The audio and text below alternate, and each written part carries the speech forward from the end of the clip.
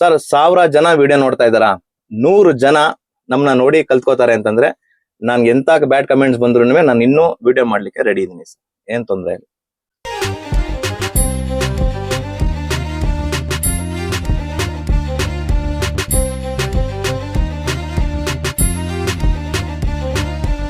Sir ಇಷ್ಟು ದಿನ video ಮಾಡಿರೋದ್ರಲ್ಲಿ ತುಂಬಾ ಜನ ನೆಗೆಟಿವ್ ಆಗು ಕಮೆಂಟ್ಸ್ ಮಾಡಿದ್ದಾರೆ, ಪಾಸಿಟಿವ್ ಆಗು ಕಮೆಂಟ್ಸ್ ಮಾಡಿದ್ದಾರೆ.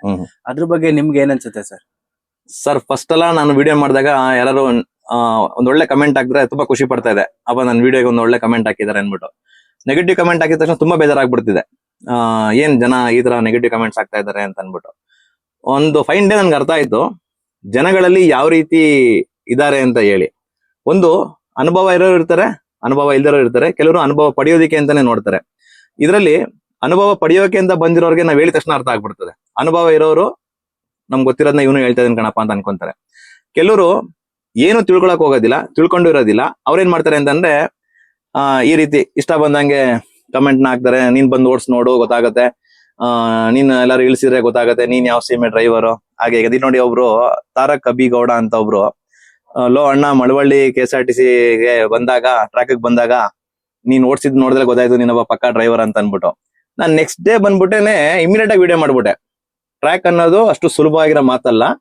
ಇಷ್ಟೆಲ್ಲಾ ಗಾಡಿ ಓಡಿಸಿರೋ ಅಂತ ನಮ್ಗೆನೆ ಅವತ್ತು ಟ್ರ್ಯಾಕ್ ದಿನ ನನ್ಗೆ ಸಖತ್ ಕಷ್ಟ ಆಯ್ತು ಅದು ಓಡ್ಸೋದಿಕ್ಕೆ ಅಂತ ಅನ್ಬಿಟ್ಟು. ನೋಡಿ ನಾನು ತುಂಬಾ ವಿಡಿಯೋಗಳನ್ನ ಹೇಳಿದೀನಿ, ಗಾಡಿ ಓಡ್ಸಕ್ಕೆ ಹೋಗುವಂತದ್ದು ಬಂದು ನಮ್ಮ ವೆಹಿಕಲ್ ನಾವು ಡೈಲಿ ಓಡಿಸೋದೇ ಬೇರೆ, ಸಡನ್ ಆಗಿ ಒಂದು ವೆಹಿಕಲ್ ಗೆ ಹೋಗ್ಬಿಟ್ಟು ಗಾಡಿ ಓಡಿಸೋದೇ ಬೇರೆ. ಅದ್ರ ಒಂದು ಎಕ್ಸಾಂಪಲ್ ನ ಕೂಡ ಕೊಟ್ಟಿದೆ. ಏನಂತಂದ್ರೆ ಅದು ಒಂದು ಅಡಿಗೆ ಮನೆ ಇದ್ದಂಗೆ, ನಮ್ಮನೆ ಅಡಿಗೆ ಮನೇಲಿ ಕೆಲಸ ಮಾಡೋದಕ್ಕೂ ಪಕ್ಕದ ಮನೇಲಿ ಅಡಿಗೆ ಕೆಲಸ ಮಾಡೋಕ್ಕೂ ತುಂಬಾ ವ್ಯತ್ಯಾಸ ಇರ್ತದೆ ಅಂತ ಹೇಳ್ಬಿಟ್ಟು.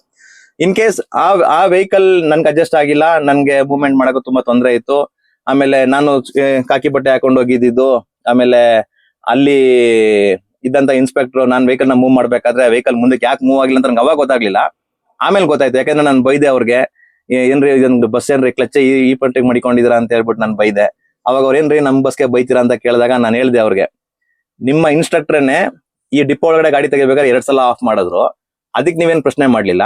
ನಾವು ಓಡ್ಸಕ್ ಬಂದಿರೋರ್ಗೆ ನಾವು ಈ ತರ ಗಾಡಿ ಮೂವ್ಮೆಂಟ್ ಮಾಡ್ಬೇಕಾದ್ರೆ ಹಿಂಗ್ ಬೈತಾ ಇದ್ರ. ಬಟ್ ಆ ಟೈಮಲ್ಲೆಲ್ಲ ಈ ಅಭಿಷೇಕ್ ಗೌಡ ಅನ್ನೋರಲ್ಲಿ ಇರ್ಲಿಲ್ಲ ಅಂತ ಕಾಣುತ್ತೆ, ಅವ್ರಿಗೆ ಗೊತ್ತಾಗಿಲ್ಲ ಅದು.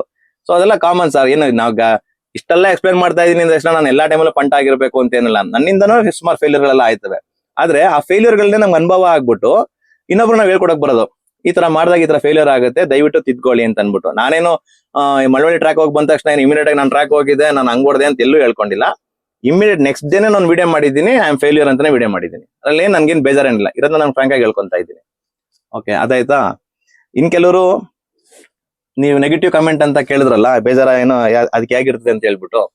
ಸರ್ ಜನಗಳಲ್ಲಿ ನಾನು ನಿಮ್ಗೆ ಹೇಳಿದ್ನಲ್ಲ ಆಗ್ಲೇನೆ, ತಿಳ್ಕೊಳ್ಳೋರು ಒಂದು, ತಿಳ್ಕೊಳ್ದಿರೋರು ಒಂದು ಇದಂತ ಹೇಳ್ಬಿಟ್ಟು. ಅವ್ರಿಗೆ ಏನಂತಂದ್ರೆ ಯಾರು ಹೇಳ್ಕೊಟ್ಟಿಲ್ಲ.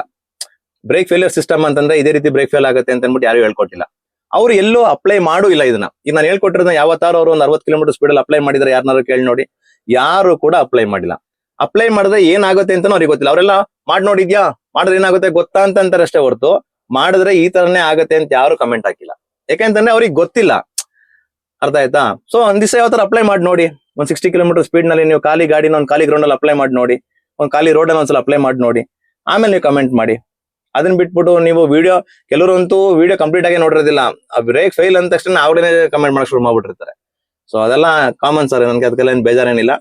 ಸರ್ 1000 ಜನ ವಿಡಿಯೋ ನೋಡ್ತಾ ಇದಾರ, 100 ಜನ ನಮ್ಮನ್ನ ನೋಡಿ ಕಲ್ತ್ಕೋತಾರೆ ಅಂತಂದ್ರೆ ನನ್ಗೆ ಎಂತ ಬ್ಯಾಡ್ ಕಮೆಂಟ್ಸ್ ಬಂದ್ರು ನಾನು ಇನ್ನೂ ವಿಡಿಯೋ ಮಾಡ್ಲಿಕ್ಕೆ ರೆಡಿ ಇದೀನಿ ಸರ್, ಏನ್ ತೊಂದ್ರೆ ಇಲ್ಲ.